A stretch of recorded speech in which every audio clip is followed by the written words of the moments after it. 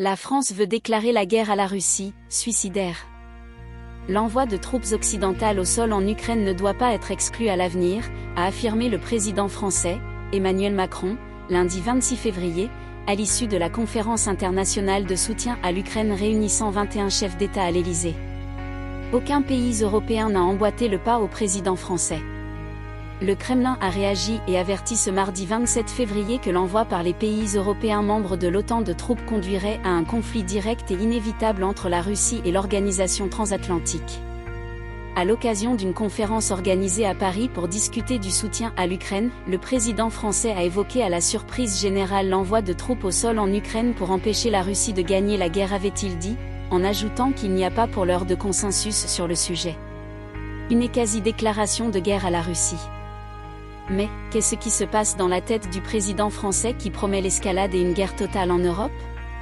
Une question, ces propos extrêmement dangereux sont-ils à prendre au sérieux ou sont-ils simplement destinés à faire diversion sur la situation économique et les mouvements sociaux que traverse la France, dans un cas comme dans l'autre, menacer directement la plus grande puissance nucléaire est pour le moins un acte suicidaire. D'ailleurs, le porte-parole du Kremlin, Dmitri Peskov, réagissant aux propos du président français, a déclaré, je cite, « Le fait même de discuter de la possibilité d'envoyer certains contingents de pays européens est un nouvel élément très important. » Interrogé par les journalistes sur les risques d'un conflit direct entre la Russie et la France, si des soldats étaient envoyés en Ukraine, Dmitri Peskov a répondu, « Dans ce cas, nous devrions parler non pas de probabilité, mais du caractère inévitable d'un conflit direct. » Les pays européens, alliés inconditionnels de l'Ukraine, ont pris ouvertement leur distance avec les déclarations du président français, à l'instar de la Pologne, de l'Italie, de l'Espagne, de la Suède, de la Belgique, de la République tchèque. Le secrétaire général de l'OTAN, Jens Stoltenberg, a critiqué la déclaration du président français en affirmant que l'OTAN n'enverra aucun soldat sur le sol ukrainien. Même un responsable de la Maison-Blanche a déclaré à l'agence Reuters que les propos va-t-en-guerre du président français n'engagent que lui, en affirmant que les États-Unis ne projetaient pas d'envoyer des troupes au sol en Ukraine et qu'il n'existait aucun projet d'envoi de troupes de l'OTAN pour combattre l'armée russe. Le monde se demande ce qui se passe dans la tête du président français.